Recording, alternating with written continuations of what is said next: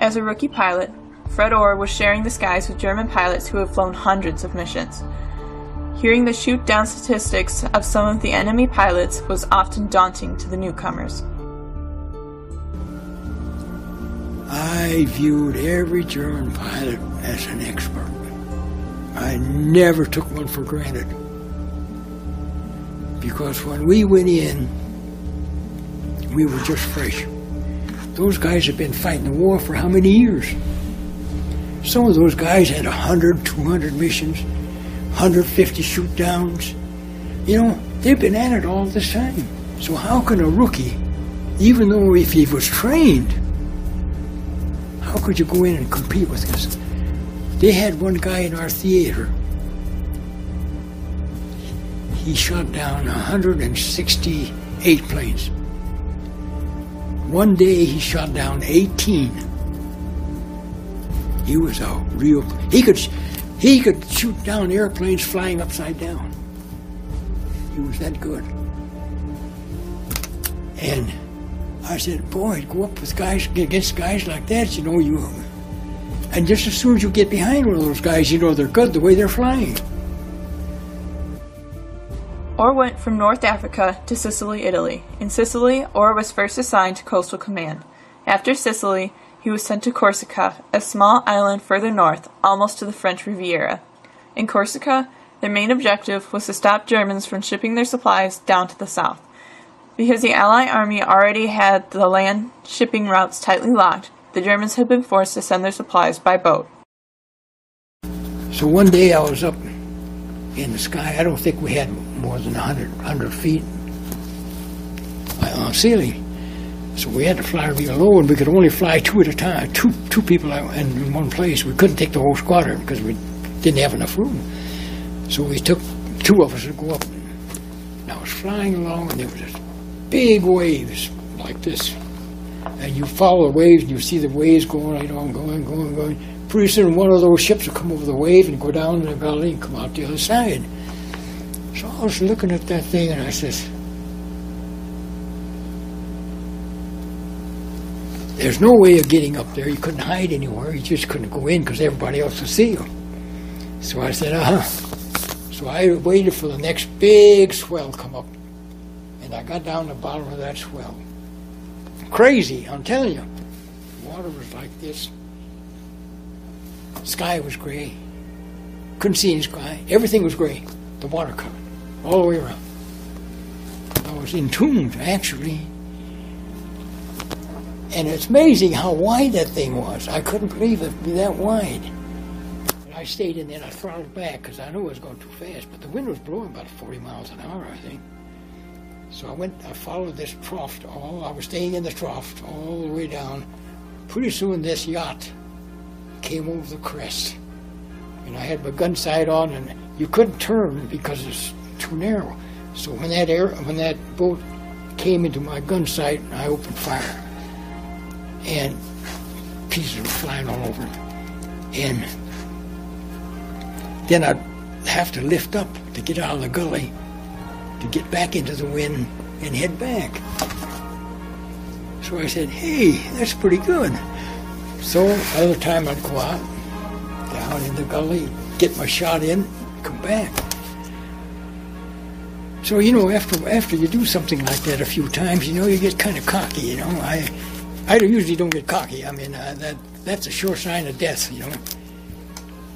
And so I get down this gully, and it was become second nature now. This is the third or fourth time I've done this.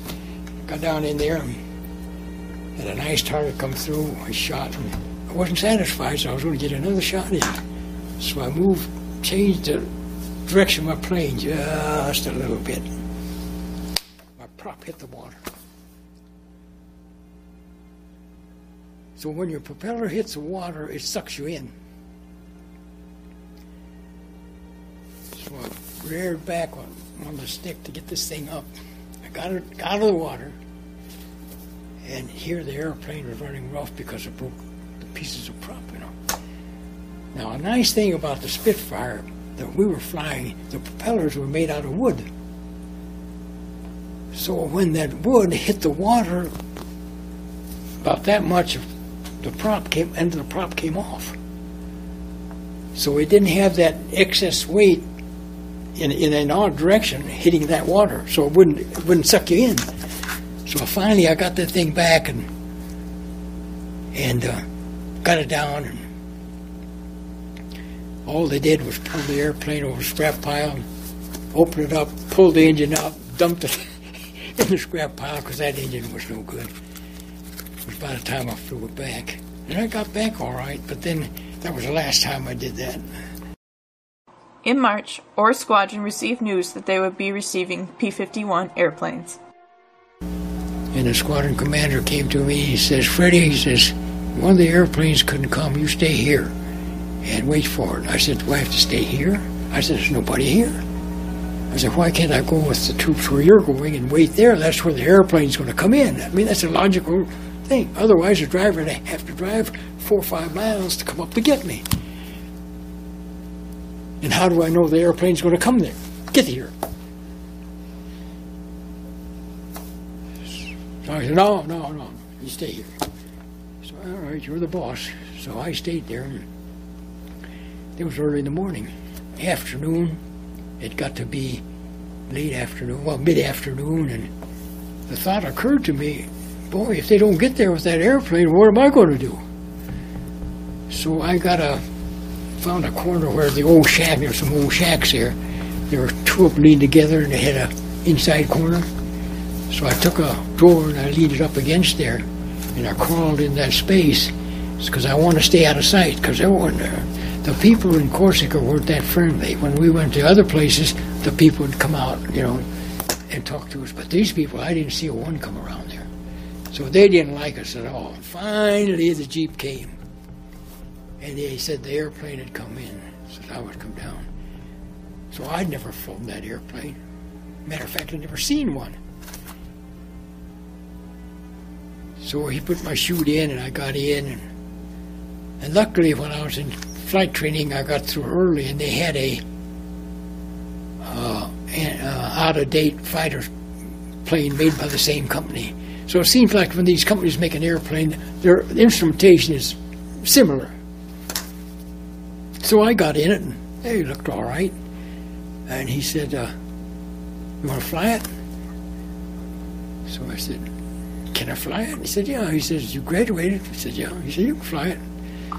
So he said, when do you want to fly it? I said, well, it was in the morning, so I said, oh, how about 10:30? And he said, okay. So I went back 10:30, the crew chief was there, and he put me in the airplane. And I said, Chief, check me out in this thing. And he told me where their landing gear was and everything. So I landed and got up on the runway, and I got the green light from the tower. And I took off, and I flew around, and looked good. So when I got into the 50-51 now, several years later, it looked the same. It looked something like the old fighter in the front, the instrumentation. So I was familiar. So he told me how to take it off and all that. So we were on a short runway because the fighter field was shorter than a regular field. So the chief told me, he said, advance the throttle slowly, steadily but slowly. Well, I got in and I was a little bit anxious. I said, boy, this is the first time in. I don't know how long it takes to take this thing off. So I pushed ahead. My head flew back and hit the back of that steel plate back there. And boy, I had a headache, and here this thing was going down the runway. And all of a sudden it took off. It was in the air.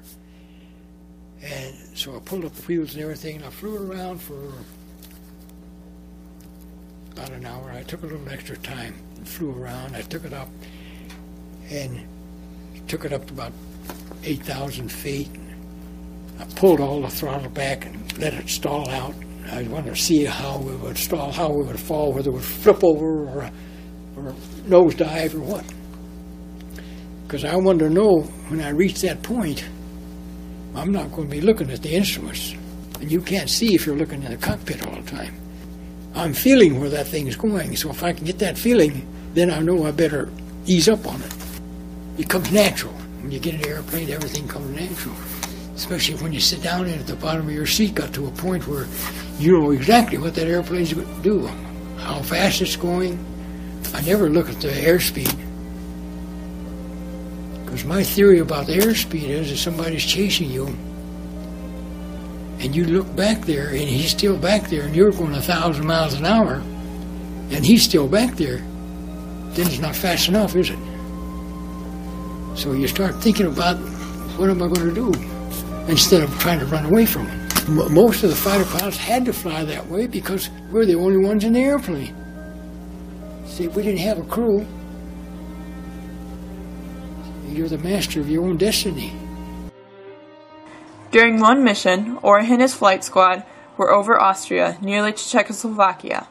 Because of how deep they were into enemy territory, the attack by his flight squad on an enemy airport was unexpected. Still, the Axis army responded to the attack with great vigor. Ohr's last breath mentality allowed him to escape alive.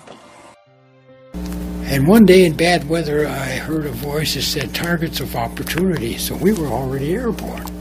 So the only one to give the report order like that on the radio would be the squadron commander.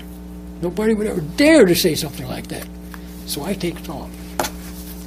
I knew where we were, so we took on this place. Well, we got there. And my time was up. I was flying strictly by time. And I got to the last minute, and I thought, gee whiz, this doesn't look right. Something's wrong here. So I said, well, I'll have to take it to the last second. I was committed then. I was totally committed. There was no way to go back.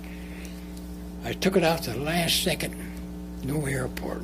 I said, holy cow, how did this happen? So I thought I'd pull up. So I lifted up just a few feet. We were flat on the deck. And we were so low to the grain field that the grain would part and you could see the dust coming off the ground where the prop was. We had to be that low because the countryside was flat, just as flat as this table. And so when I raised up, the airport was right there.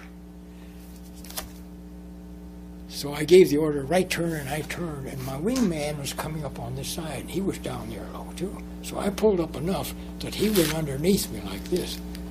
I don't know how he got underneath there. And when I pulled out, there was a building right in front of me, and I guess this guy must have heard me. There was a little machine gun, small one, not to defend the airfield, but for anybody that wanted to get in there, little small air. And the door was open from the building. And I couldn't get my nose, I was so close, I couldn't get the nose of my airplane down low enough because by the time I pulled out, I'd hit the building. So I had to fly across it. As I was flying across it, this guy must have come up.